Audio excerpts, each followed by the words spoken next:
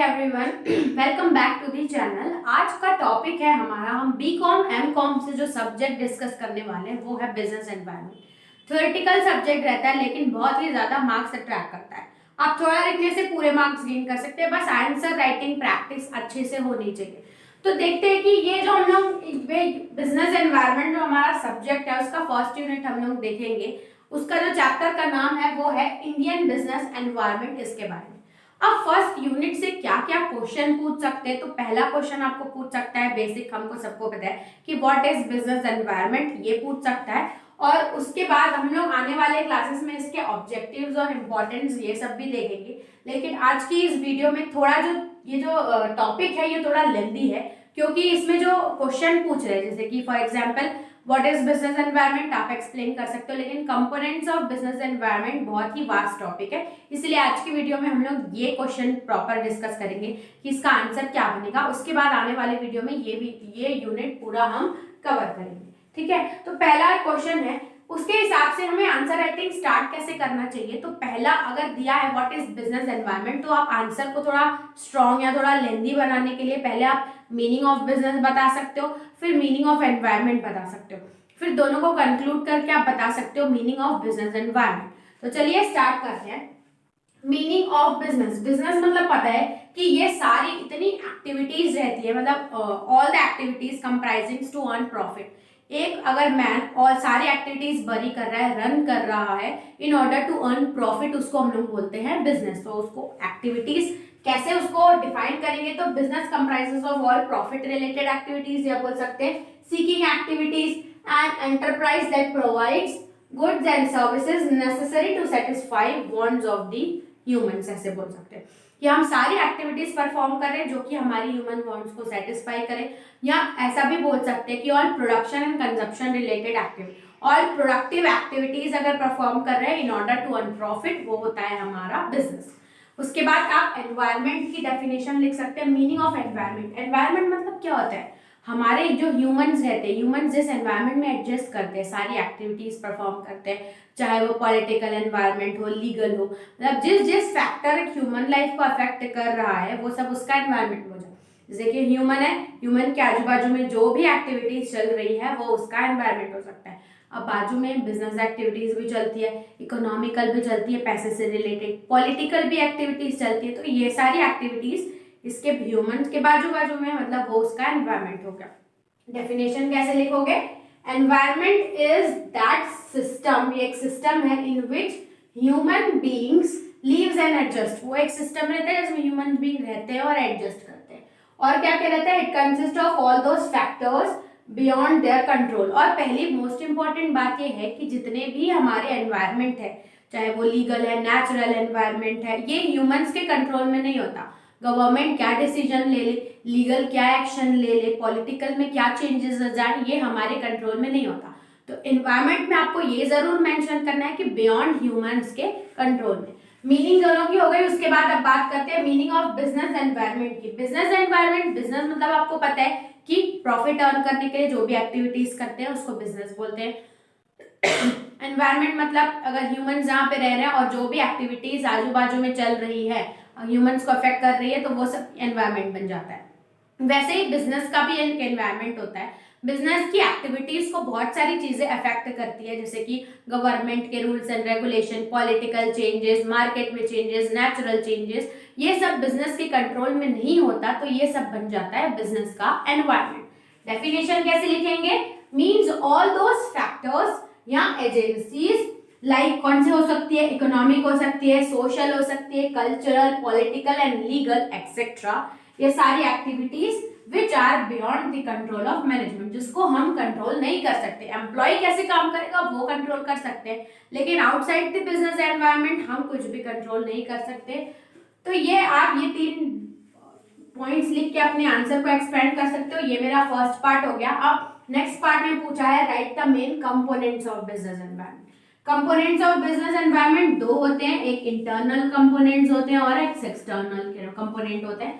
आप इसको नोट करो। इसके बाद हम लोग देखते हैं कि कंपोनेंट्स कैसे कैसे और क्या क्या होते हैं। चलिए देखते हैं आप इस टॉपिक का नेक्स्ट पार्ट जो कि हमें डिस्कस करना है, कंपोनेंट्स ऑफ बिजनेस एनवायरनमेंट। हमने देखा 2 कंपोनेंट होते हैं, एक इंटरनल और दूसरा एक्सटर्नल।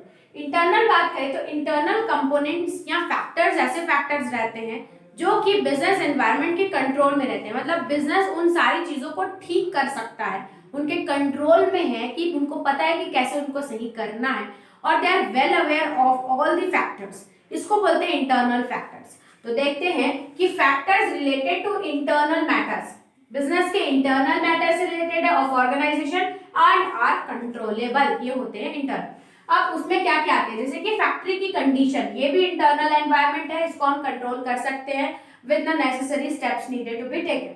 उसके बाद लेबर मैनेजर रिलेशनशिप, ये भी हम कंट्रोल कर सकते हैं। फिर communication system in chain of communication क्या रहेगा, that is also in the control of business. उसके बाद design and structure of organisation, एक ऑर्गेनाइजेशन का डिजाइन एंड स्ट्रक्चर क्या होगा, ये भी कंट्रोलेबल है, इंटरनल एनवायरनमेंट है। Availability of resources, it also totally depends upon the business, ये कंट्रोल कर सकते हैं कि कितना रिसोर्स अवेलेबल रहेगा। फिर development and growth and development भी हम कंट्रोल कर सकते हैं, अगर नेसेसरी स्टेप्स ले रहे हैं तो ग्रोथ अच्छी होगी।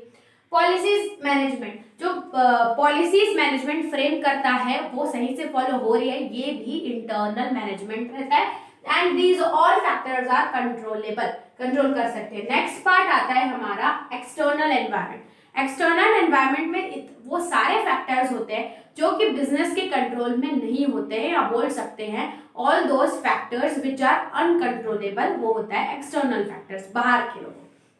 तो factors which are beyond the control of management उनको कंट्रोल नहीं कर सकती है, और उसको बोल सकते हैं अनकंट्रोलेबल फैक्टर्स। अब उसमें क्या क्या आता है, इसमें भी दो कैटेगरीज में उसको डिवाइड किया है। एक्सटर्नल एनवायरनमेंट फर्दर दो पॉइंट्स में डिवाइडेड है, पहला है माइक्रो एनवायरनमेंट और दूसरा है मैक्रो एनवायरनमेंट। इसके भी अलग अलग फैक्टर्स है, माइक्रो में छोटे पार्ट में है वो डील करेंगे, और मैक्रो में थोड़ा जो पार्ट रहेगा स्टडी वो डिफरेंट रहेगा, आप इसको नोट करो। इसके बाद हम लोग जो लास्ट टॉपिक देखते हैं माइक्रो और मैक्रो देखते हैं। चलिए तो अब डिस्कस करते हैं हम अपने एक्सटर्नल एनवायरनमेंट के दो पार्ट में डिवाइडेड था, micro environment and macro environment. Micro environment मतलब ऐसे एनवायरनमेंट जो कि कंट्रोल, मतलब ऐसे फैक्टर्स जो रहते हैं जो कि नियर टू बिजनेस रहते हैं, कि उसको जो बिजनेस रहता है ना उसके इम्पैक्ट से बहुत ही ज्यादा इफेक्ट पड़ सकता है एक बिजनेस से। जैसे कि फॉर एग्जांपल कस्टमर तो बहुत ही नियर टू बिजनेस है, ये सारे फैक्टर्स जो कि बिजनेस के एनवायरनमेंट को डायरेक्टली अफेक्ट कर रहे हैं, तो उसको हम लोग बोलते हैं मैक्रो एनवायरनमेंट। देखते हैं क्या दिया हुआ है, ऑल्सो टर्म्ड एज, ये स्पेसिफिक फैक्टर्स है because they are near to business. उसके बाद फैक्टर्स नियर टू बिजनेस, फिर closely related to organisation and have greater impact. मैंने आपको बताया कि ये सारे ऐसे फैक्टर्स हैं कि डायरेक्टली बिजनेस की वर्किंग को अफेक्ट करेंगे, so they are closely related to the activities of business. अब उसके क्या क्या एग्जांपल्स हो सकते हैं, जैसे कि कस्टमर, चेंज इन कस्टमर, या कस्टमर ज्यादा हो रहा है। फॉर एग्जांपल एक बिजनेस के बहुत सारे टाइप के कस्टमर होते हैं ना, चाहे वो गवर्नमेंट क्यों ना हो, चाहे वो होलसेलर हो, रिटेलर हो, डायरेक्ट कंज्यूमर हो। इस तरीके से change in customer behaviour directly impacts the activities of business, और वो change in customer behaviour is also uncontrollable, business उसको कंट्रोल नहीं कर सकता। That is why it falls under the category of external environment. फिर आता है पब्लिक भी डिपेंड करती है कि कैसे एक बिजनेस अपनी पब्लिक से कांटेक्ट कर रहा है। पब्लिक या तो आप मास कांटेक्ट दे सकते हो, advertisement through newspapers, news channels की, वो जो आपका मार्केट है, जो पूरी पब्लिक है, वो भी अफेक्ट करती है बिजनेस एक्टिविटीज को। फिर आता है सप्लायर्स मतलब all those people who supplies goods and services to the business, जैसे कि रॉ मटेरियल सप्लाई करते हैं बिजनेस को, तो ये भी इसके माइक्रो एनवायरनमेंट में फॉल करता है। चेंज, अगर इनके में चेंज आता है, सप्लायर बोल देगा कि हम सप्लाई नहीं कर सकते, तो वो भी हमारे कंट्रोल में नहीं है। उसके बाद आता है कॉम्पिटिटर्स जैसे कि उसी के ही अलग प्रोडक्ट सेल कर रहे हैं, वो उसके कॉम्पिटिटर्स हो जाते हैं, ये भी माइक्रो एनवायरनमेंट के आते हैं। और ये कॉम्पिटिटर्स कब कौन सा दूसरा जाए, that is also not under the control of business activities. फिर आता है मार्केटिंग इंटरमीडियरीज मतलब ऑल दोस चैनल्स, जितने भी चैनल्स रहते हैं मार्केटिंग के, वो आते हैं मार्केटिंग इंटरमीडिएट, चाहे न्यूज़पेपर, फ्लेक्स, ये सारी चीज़ें जो भी आती है वो मार्केटिंग इंटरमीडिएट में आती है। फिर marketing service agency, service agency मतलब जो सर्विस प्रोवाइड करते हैं, बहुत सारी ऐसी एजेंसीज रहती है जो कि बल्क में आपको आपके पूरे ब्रांड को प्रमोट करने के लिए मार्केटिंग सर्विसेज लेती है। वो भी किसमें आती है, माइक्रो एनवायरमेंट में आती है, बिजनेस का पार्ट रहती है, नियर टू बिजनेस रहती है, but that also is out of the control of the business environment, ठीक है, उसको हम कंट्रोल नहीं कर सकते। लास्ट में आता है हमारा मैक्रो एनवायरनमेंट। ये सारे ऐसे फैक्टर्स रहते हैं वो अनकंट्रोलेबल रहते हैं और ज्यादा अफेक्ट तो करेंगे बिजनेस एक्टिविटीज को, लेकिन ज्यादा नियर टू बिजनेस रहते हैं। जैसे कि गवर्नमेंट कोई पॉलिसी चेंज ला रही है या इकोनॉमिकल कोई चेंज आ रहा है, तो वो हर प्रोडक्ट की एक्टिविटीज को नहीं अफेक्ट करता है, एक सेलेक्टिव इफेक्ट करता है। लेकिन फिर भी अगर देखा जाए तो कहीं ना कहीं अगर आप उस एनवायरमेंट में हो तो आप सारी एक्टिविटीज आपके बिजनेस की एक्टिविटीज को अफेक्ट करेगी ही। तो माइक्रो में क्या दिया, also termed as uncontrollable factor. फिर बिजनेस कैन नॉट एस्केप, इसको अवॉइड भी नहीं कर सकते, एस्केप इससे बच भी नहीं सकते, ठीक है। क्या क्या आएगा, नेचुरल एनवायरनमेंट, नेचुरल एनवायरनमेंट मतलब weather changes, climatic changes, water, mineral, air, ये सारी चीजें जो रहती है, सीजन चेंजेस, ये सब नेचुरल एनवायरनमेंट रहता है। इसको आप एस्केप या अवॉइड भी नहीं कर सकते और ये आपके कंट्रोल में भी नहीं रहते, बट हार्डली ज्यादा अफेक्ट नहीं करते, नियर टू बिजनेस नहीं रहते जैसे कि माइक्रो रहते हैं, बट लेकिन आप इससे बच भी नहीं सकते। उसके बाद आता है पॉपुलेशन एनवायरनमेंट। पॉपुलेशन एनवायरनमेंट मतलब उस एरिया में कितनी पॉपुलेशन है। पॉपुलेशन ग्रोथ भी बिजनेस को अफेक्ट करती है और decrease in population also affect the working of the business. Population अगर बढ़ रही है तो उसमें बहुत सारा डेटा रिलीज होता है कि what is the ratio of male and female population, या कौन से चाइल्ड बर्थ की रेट कितने हैं, ये सारी एक्टिविटीज कि फीमेल ज्यादा है या मेल ज्यादा है, कहीं ना कहीं आपके मार्केट या आपके प्रोडक्ट को अफेक्ट करती है कि जेंडर स्पेसिफिकेशन। फिर आता है इंटरनेशनल एनवायरनमेंट। इंटरनेशनल एनवायरनमेंट वो सारे बिजनेस को अफेक्ट करता है जो इंपोर्ट और एक्सपोर्ट करते हैं। एक्चुअली में अगर हमारे बाकी के जो एनवायरनमेंट है, इंटरनेशनल एनवायरनमेंट है, वो सही से वर्क कर रहा है तो it will be easier for the businessman to import as well as export the goods and services from other part of the nation, other countries बोल सकते हैं। तो इंटरनेशनल एनवायरनमेंट भी हेल्प करता है, अगर वहाँ का एनवायरनमेंट गुड है तो हम लोग अपनी एक्टिविटीज इंपोर्ट और एक्सपोर्ट से रिलेटेड उसको अच्छे से कैरी कर सकते हैं। फिर आता है technological environment. Production activity carry करने के लिए बहुत सारे टेक्नोलॉजी का यूज करना पड़ता है, इसीलिए टेक्नोलॉजिकल सही से चल रहा है या टेक्नोलॉजिकल रिलेटेड एनवायरनमेंट भी बिजनेस एक्टिविटीज को अफेक्ट करता है। फिर आता है इकोनॉमिकल। इकोनॉमिकल मतलब उस एरिया का, जिस एरिया में आप रह रहे हैं वहाँ का प्रोडक्शन, कंजप्शन, बाकी एक्टिविटीज कैसे चल रही है, एम्प्लॉयमेंट बोल सकते हैं, या इन्वेस्टमेंट रेशो क्या है, इंटरेस्ट रेशो क्या है, ये सारी इकोनॉमिकल है, मतलब रिलेटेड टू मनी और अर्निंग मनी। तो other parts of the economical also affects the working of the business. तो ये था हमारा answer complete about what is business environment and what are the main components of business environment। अगर ये points आप detail में लिख के एक्सप्लेनेशन देंगे तो इट इज इनफ, आपको पूरे मार्क्स मिलेंगे।